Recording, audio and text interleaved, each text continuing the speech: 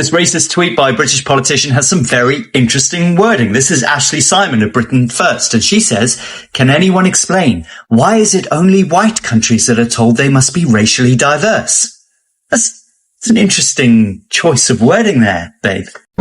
Their bodies weren't discovered for 7 weeks after they were murdered. I'm back with another episode of White Black History, things that they don't teach you in school, so we have to. Recently, British political figure Ashley Simon sparked controversy on Twitter, asking, why is it only white countries that are told to be racially diverse? It is a loaded question, one that taps into identity, immigration, and global inequality. But let's take a step back and answer this fairly and honestly. Watch and pay attention, and I will share my thought later.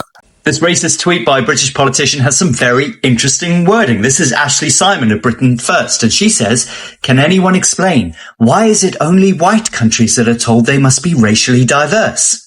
That's an interesting choice of wording there, babe. Well, why do you say white countries? Why not European countries? I know the answer to this, because if you say white countries, you can also include Canada, the US, Australia, New Zealand, countries that, surprisingly, were actually not always white. In fact, they were originally inhabited by native peoples like the Sioux, the Cherokee, the Inuit, the Aboriginals, the Maoris, and they weren't told to be ethnically diverse. No, they had ethnic diversity forced upon them at the point of a gun by Europeans. So where are the most ethnically diverse countries in the world today? Is it America? Is it the UK? Australia? Is it all those white countries that Ashley Simon's talking about? No. Lots of organizations collect statistics on this, but all of them agree that most of the most ethnically diverse countries in the world are here in Africa. And why is that? Well, this is an ethnic map of Africa. It has all the different ethnic groups where they tend to live, from the Zulus in South Africa, the Igbo in Nigeria, and so on across the whole continent. And if you look closely, you will also see these black lines, which are the national country borders. Those black lines represent a European map of colonialism that was imposed on the ethnic map of Africa. Now, that European colonial map of Africa took no account of the ethnic layout of Africa, resulting in conflicts across the continent that persist to this day. For example, Germany swapped the island of Zanzibar for the Caprivi Strip in what is now Namibia so that they could get access to the Zambezi River. As a result, the Lodzi people of the Caprivi Strip have been struggling to get independence from Namibia ever since. There is so much wrong with this idiotic tweet that it's hard to actually capture it all in one video. But first of all, those white countries are not white countries, they are ethnically diverse countries. And they are ethnically diverse because of colonialism, because of people going to other countries from Europe, and also as a result of colonialism, people from other countries coming to Europe. But also, it is not only those so-called white countries that are ethnically diverse. The most ethnically diverse countries in the world are all in Africa, and that is a direct result of having ethnic diversity forced upon them by Europeans. So if Ashley Simon wants to know why ethnic diversity exists in countries all across the world, she doesn't need to post stupid tweets. She needs to look in the mirror. After World War I, American soldiers came home really proud of the work they had done to combat fascism in Europe and, save the world for democracy. And Black Americans came home the same way. They were proud of their uniforms, and they had earned honor through their sacrifice and their courage. They came home to a wave of racial terror. The year 1919 was named the Red Summer. White mobs attacked Black people in cities across the United States. You won't be surprised to learn that it was started because a white woman accused a Black man of assaulting her. But that was just a spark in the kindling of what was already going on in the nation. In Chicago, there was a 13-day riot that left 38 people dead, men, women, children, and over 500 injured. In Washington, D.C., there were these white mobs that included off-duty soldiers and police attacking Black residents for several days. And in Elaine, Arkansas, somewhere between 100 and 200 Black sharecroppers and their families were slaughtered after organizing for fair wages. In fact, in Chicago, they ground a Black teenager named Eugene Williams for drifting over into a whites-only swimming area.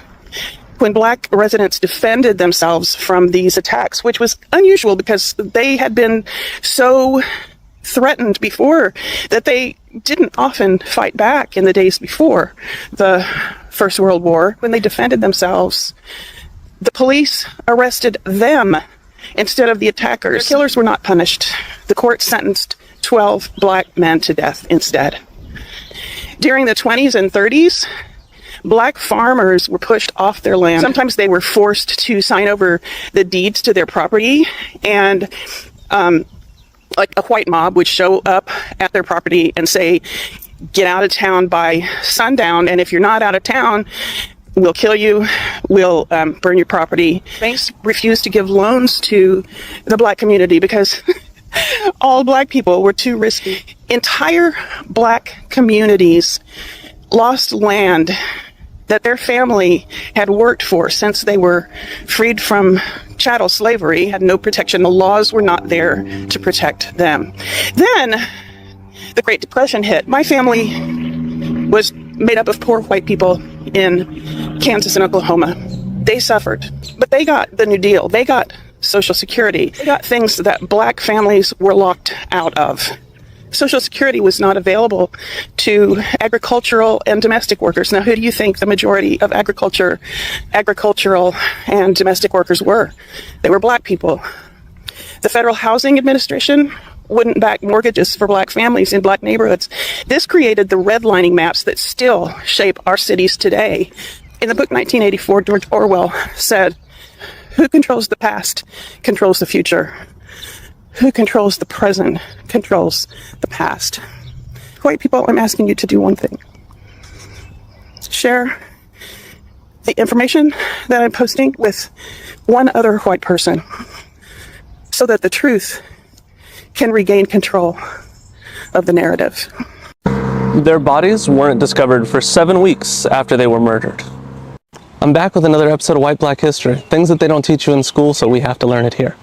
In June of 1964, 3 men were murdered. 2 were white, 1 was black, in a place called Philadelphia, Mississippi. Now, if you've seen the 1988 movie Mississippi Burning, it's loosely based on some of the events that occurred in this time frame, but not completely. So we're going to talk about what actually happened.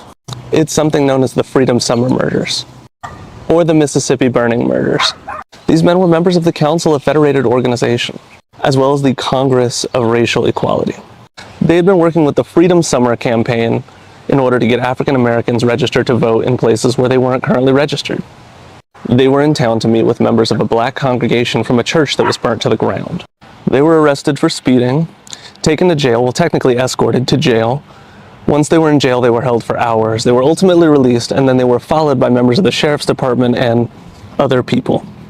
Not only were they followed, they were abducted after that. The 2 white men were shot in the heart. The black man was shot 3 times, beaten severely before being castrated. Not only that, they buried all 3 nearby. Now, the FBI was called in, local and government authorities as well, but 400 sailors from the Navy were also called in. There was a nearby military base where they had these men come out and help search the lakes, search the fields, search the nearby surrounding areas. Now, initially, they looked at this as a missing persons case until they found their burnt car in a nearby marsh. When the FBI decided to investigate it, not only were the local sheriff's department and local police departments involved, but members of the Klan. Some of this had some severe overlap.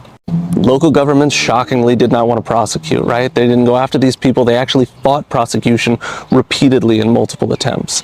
The federal government actually stepped in and in 1967 had 18 people arrested. They were charged with civil rights violations. 7 of those people were convicted, 1 pled guilty, and the rest all received extremely small sentences. While they were searching for these people, they found 8 additional bodies. One was a 14-year-old boy, 5 of which they've never been able to identify. 41 years after this, 1 man also was found guilty in the state of Mississippi. He was tried and then he was charged with 60 years. He ultimately didn't make it out of the prison, and in 2018 he kicked the bucket. Now, you might be wondering why I chose to film this here. Often in my comments I see or hear things like, that was so far away, or it's so long ago, and it's truly not. The racists are still here. Now, you might be wondering why I chose to film this here. To be honest, I often hear in my comments of my videos that that's so far away or that's so long ago, and it's truly not. It's less than a grandparent away. For some of us, it's an actual parent's distance. The racists are still... When someone asks this, they are often expressing a deeper concern about cultural change, immigration policies, or national identity. But here is what we need to ask. 1. Are only white majority countries being told to be diverse? So, is there more to the story, like history, economics, and global power? Most migration today is not about race, it is about survival, opportunity, and legacy.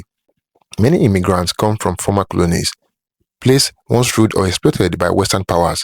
The UK, France, others built empires on Africa, Asia, and Caribbean lands. So when people from these regions move to Europe or North America, they are not just invading, they are navigating the consequences of centuries of colonialism and globalization. Let's be real, diversity is not a white country issue.